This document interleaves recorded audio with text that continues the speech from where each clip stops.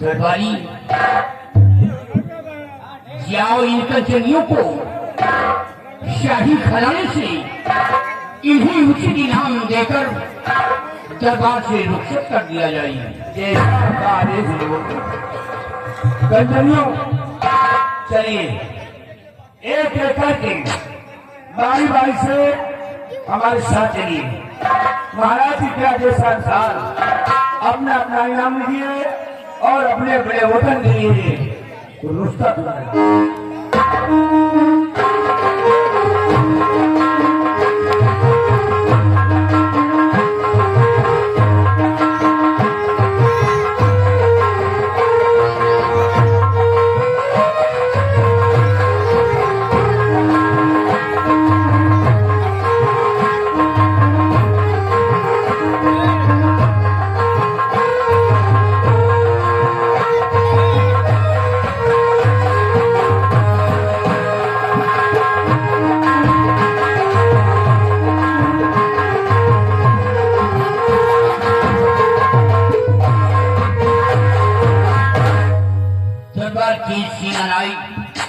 चंद्रावत सिंह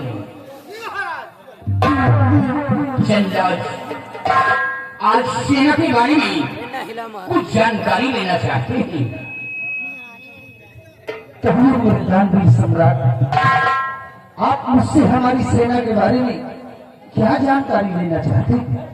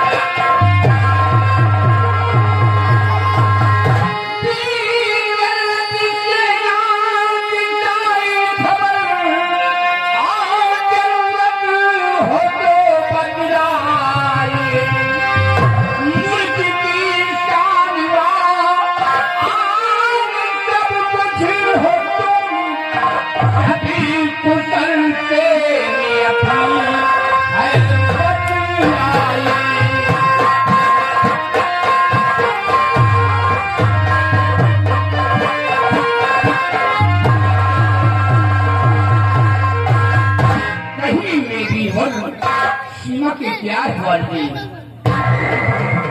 मेरे जानवीर सम्राट, आप मुझसे हमारी सेना के बारे में जानना चाहते हैं तो सुनिए राजन, हम आपसे बतला रहे हैं।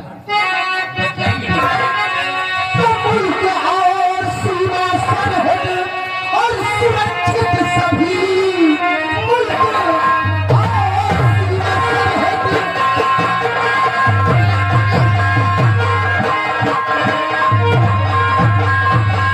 मुल्क और सीमा सरहद और सुरक्षित सभी, सबसे ज्यादा खुशी का ये संदेश है।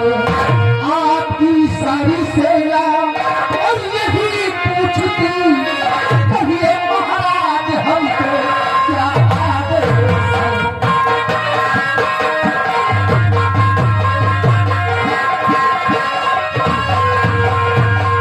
मेरे दानवीर सम्राट, आपकी जो सेना है इस वक्त तारागढ़ के बॉर्डर पर मौजूद है राजन। दुश्मन के आने का कोई खतरा नहीं है। जब कोई भी दुश्मन या कोई भी आतंकवादी अपने मुल्क के अंदर प्रवेश करने की जरूरत करेगा तो हमारे नौजवान बॉर्डर पर ही उसका नाम और निशान खत्म कर देगा। वाह चंद्रराज वाह, तुम्हारी पहाड़ी पे मुझे नाज है, तुम्हारी इन बाजू की ताकत पे मुझे फख्र है कि जब तक तुम अपनी भाव लेकर सीमा पे कार्यरत रहोगे, कोई भी दुश्मन, कोई भी आतंकवादी सीमा पे प्रवेश नहीं कर पाएगा। लेकिन चंद्रराज, ये बताओ कि तुम्हारी सेना की संख्या कितनी है और किस तौर पर चलती है? राजन, इस वक्त हमारी सेना काफी संख्या में मौजूद है राजन। जैसे 1,35,000 की पैदल सेना तैयार है और 80,000 से कम नहीं जो कि घोड़ों के अश्वार है। हाथी तोपों द्वारा पाती, अरे संख्या कई हजार है और हौसले बुलंद है जवानों के, खींच रहे। चंद्रराज, तुमसे यही उम्मीद है कि जब तक तुम हमारे राज में कायम रहोगे, हमारी सेना को कोई कष्ट नहीं होगा। चिंता करने की जरूरत नहीं है राजन। अरे आप भरोसा मुझ पर करते हैं और हम भरोसा अपने नौजवानों पर करते हैं, क्योंकि जब तक दम में दम है, और जब तक दम में दम है, परचम हर तरफ लहराएगा और देश की ये शान तिरंगा हरगिज न झुकने आएगा। बहादुर, तुम पे मुझे फख्र है। ये जो हुकूमत मैं चलाता हूँ, तुम्हारी ताकत पे चलाता हूँ। जो सीमा पे तिरंगा झंडा लहरा रहा है, वो तुम्हारी ही ताकत पे लहरा रहा है। फख्र है तुम्हारी बहादुरी पे। और चंद्रराज, हमारा हुक्म है, साथ में नौजवानों को ले लो और जाओ, तुम बॉर्डर की रक्षा करो। राजन, जैसी आपकी आज्ञा, उसी वक्त हम बॉर्डर के लिए रवाना होते हैं और अपने सारे नौजवानों को तैनात कर देंगे। सिपाही महामहिम, मुझे सुना महाराज का हुक्म, हमें इसी वक्त चलना चाहिए तारागढ़ के सीमा बॉर्डर पर और अपने नौजवानों को बिल्कुल अलर्ट कर देना चाहिए। राजन, आशीर्वाद दीजिए और हमें आज्ञा प्रदान कीजिए। जाओ चंद्रराज, आज्ञा है और साथ में हमारा आशीर्वाद भी है। जा सकते हो। ऐसी आज्ञा।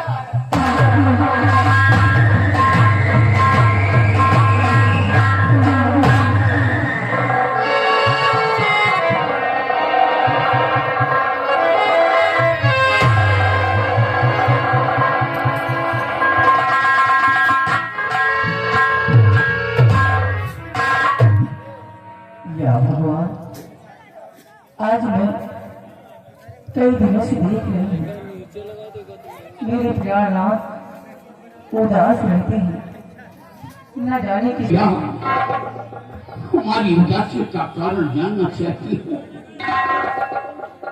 कि मैं मायूस क्यों रहता हूँ, हमेशा उदास क्यों रहता हूँ। प्रिय, हमारी उदासी का कारण ही तुम जानना चाहती हो तो सुनो प्रिय।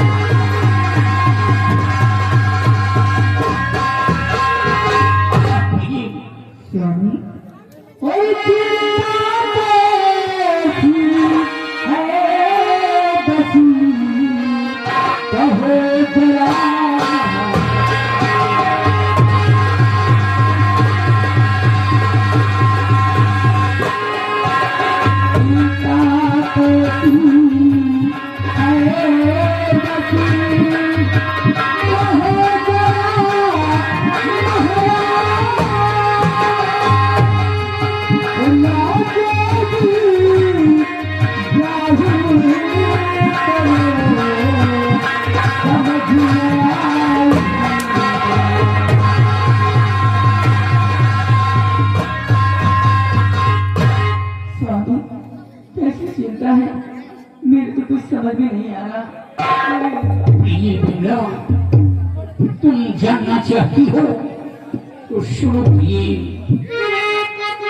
अपनी शादी के पीछे हमारा वर्ष, अपनी शादी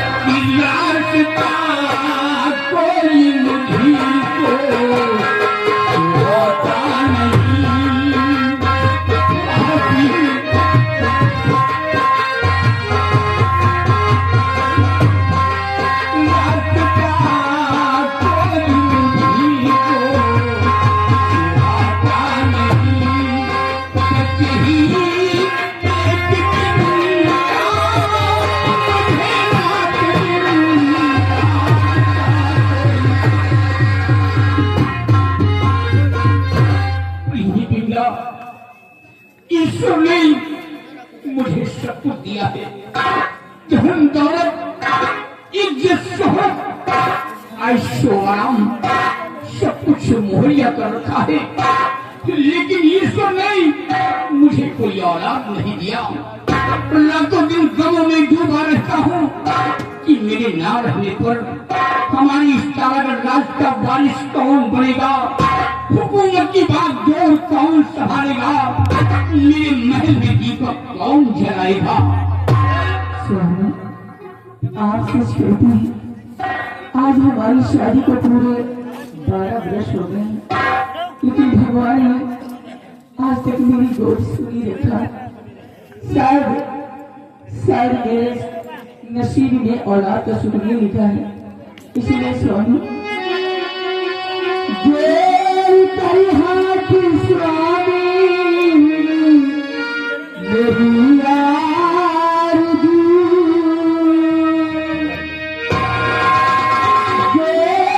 तेरे हाथ स्वामी मेरी आरज़ू, दूसरी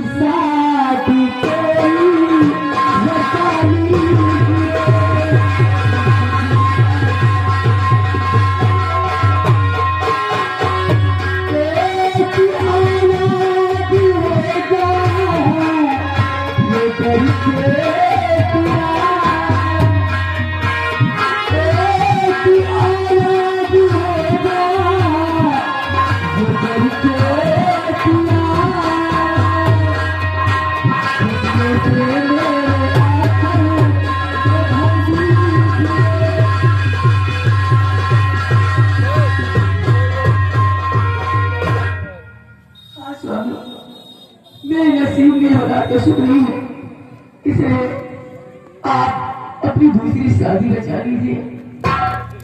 नहीं प्रिय, प्रिय भैया, ये तुम क्या कह रही हो? मैं अपनी दूसरी शादी रचा लूं? हाँ स्वामी। नहीं प्रिय, अगर ईश्वर को नहीं है मंजूर तो हम कुछ भी कर सकते हैं। प्रिय, सारी जिंदगी मैं तुम्हें देखकर जी लूंगा, लेकिन मैं अपनी दूसरी शादी कभी नहीं रचाऊंगा। फिर इतना दिल छोटा क्यों करती हो प्रिय? ईश्वर का घर बहुत बड़ा होता है। अगर ईश्वर ने चाहेगा तो एक दिन संतान होगा, इसका तो काश का वारिस बनेगा। दिल को छोटा मत कर प्रिय। आओ प्रिय, चलते हैं महल में बैठ करके प्रभु से आराधना करते हैं कि हे प्रभु, मुझे सब कुछ दिया है, धन दौलत, इज्जत शोहरत, ऐशो आराम, लेकिन मुझे एक औलाद नहीं दिया। प्रभु मुझे एक औलाद दे ताकि हमारे द्वारा राज का वारिस बने। आओ मेरे साथ, हम चलते हैं महल।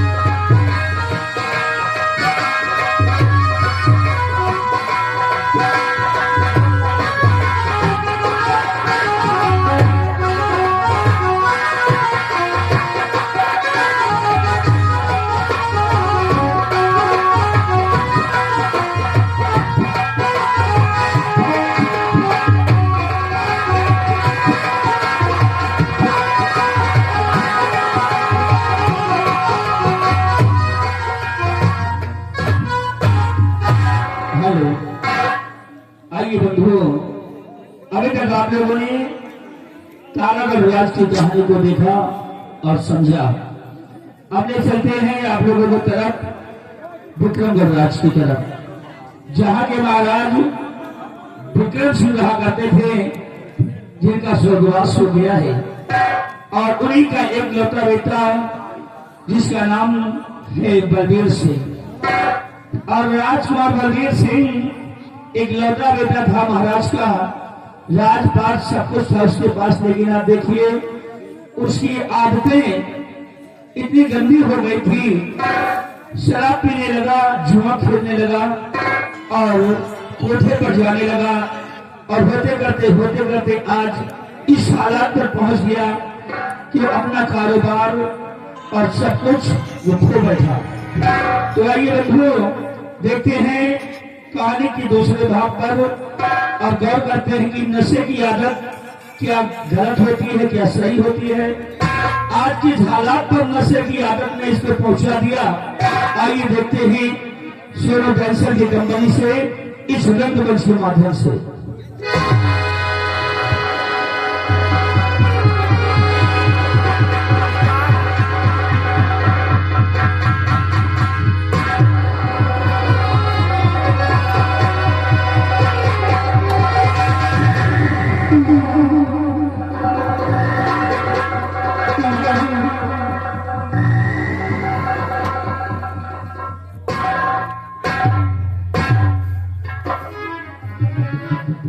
आज समय कर बैठा। एक महाराज का बेटा था, हमारे पिताजी हमेशा समझाया करते थे कि बेटा तुम हमारे इकलौते पुत्र हो, हमारे राज की शान हो तुम, और तुम्हारे सिवा हमारा और कोई नहीं है।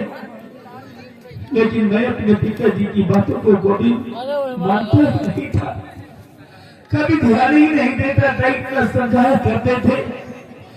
और राज्यवासियों भी हमारे हमें यही कहा करते थे कि राजकुमार बलबीर सिंह शराब पीना जुआ खेलना बंद कर दो, ये बड़ी गंदी आदत है।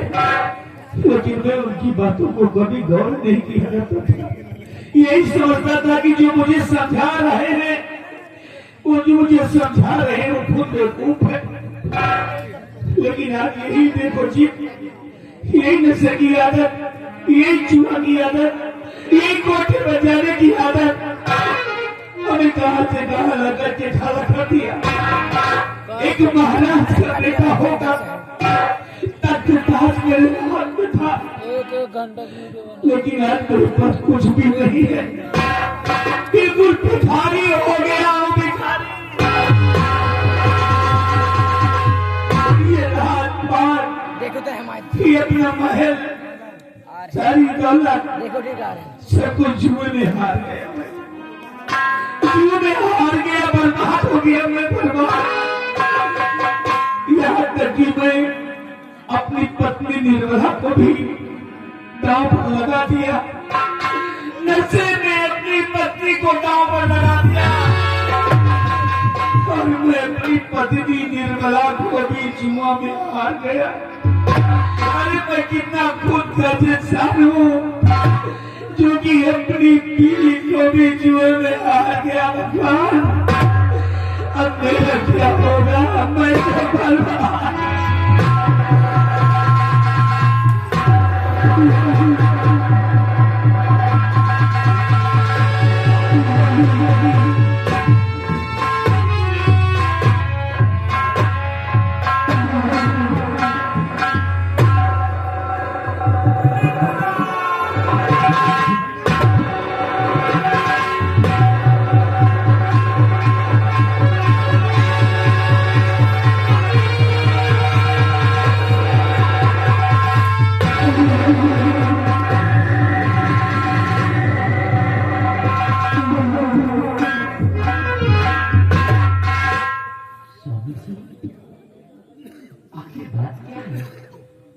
आप इस तरह से इतना परेशान क्यों दिखाई दे रहे?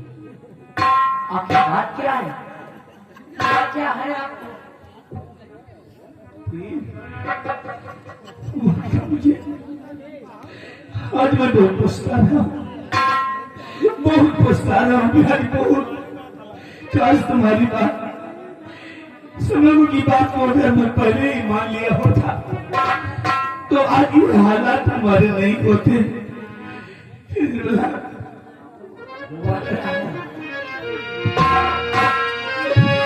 कि शराब जुए में भी गई,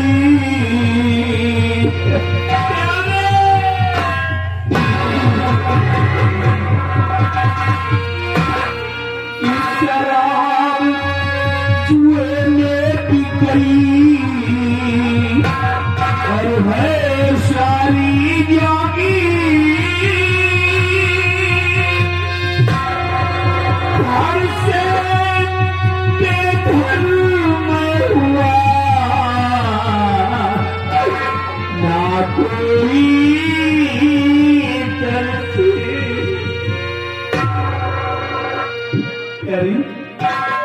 आज जुए में सब कुछ हार गए।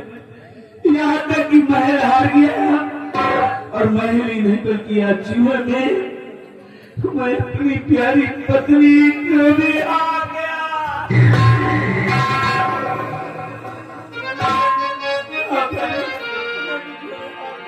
आपकी कैसी बातें कर रहे स्वामी जी? आपका क्या है? आपको जरा भी अंदाजा है? प्यारी, जो मैं अपने हाथों से आज सब कुछ खो दिया, तुम्हें भी जुए में हार गया।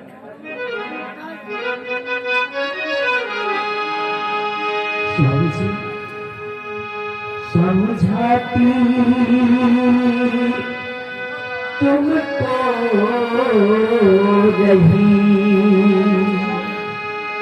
हर दम बारंबार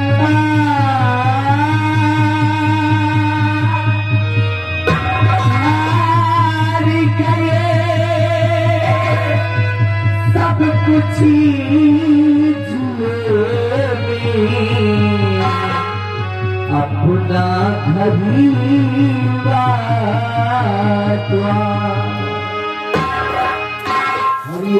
राजा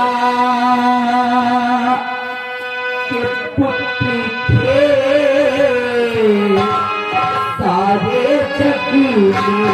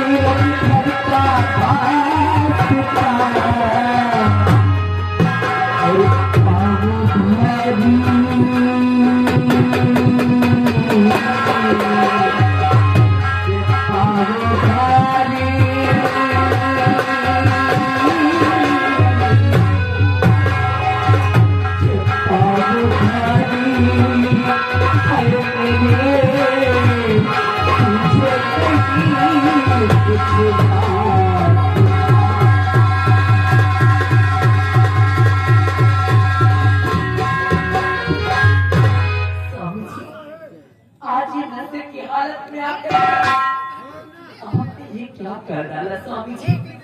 अरे आपको मेरा ख्याल नहीं था, कम से कम अपने आने वाली संतान के बारे में तो सोचते हमारे बाद उसका क्या होगा।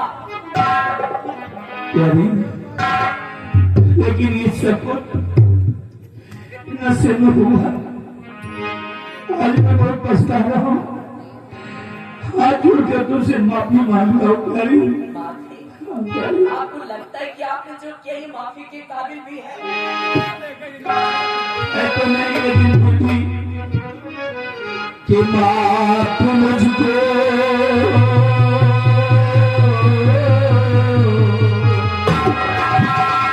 कि माफ मुझको निर्मला कर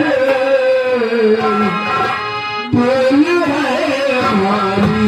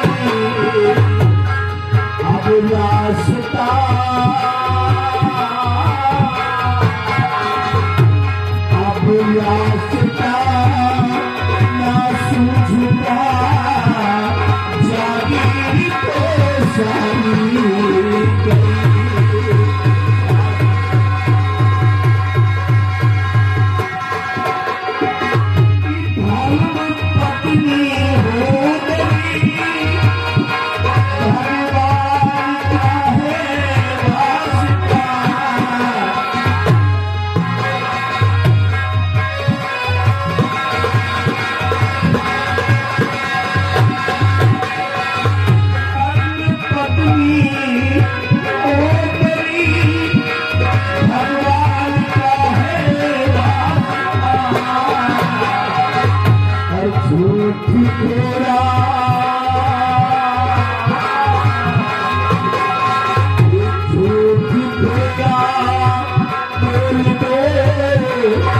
बुझा मुझे तेरा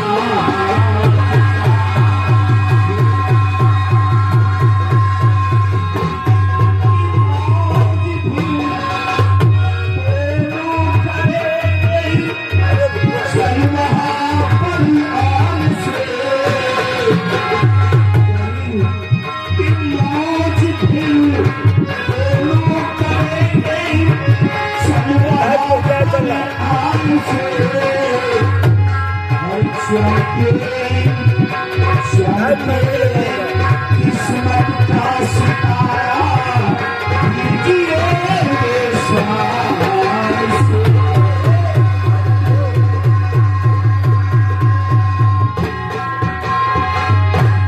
अब तो मैं सब कुछ खो ही दिया, सब कुछ अपने हाथों से गंवा दिया, लेकिन इस गिरी हालात में मुझे एक रास्ता सूझा है।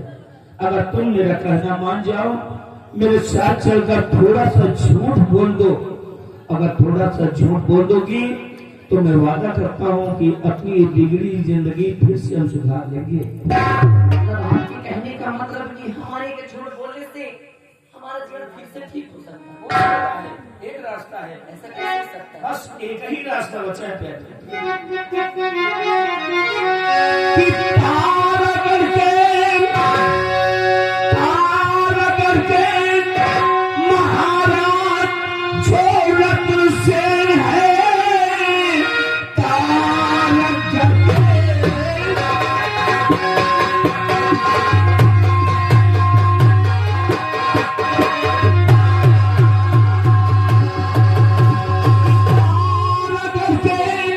महाराज छोड़त से है उनके प्यार ही हमारी है बिमला बहन, साथ चलकर वहीं पर और मेरी भावनी देख हालत सहन कर सके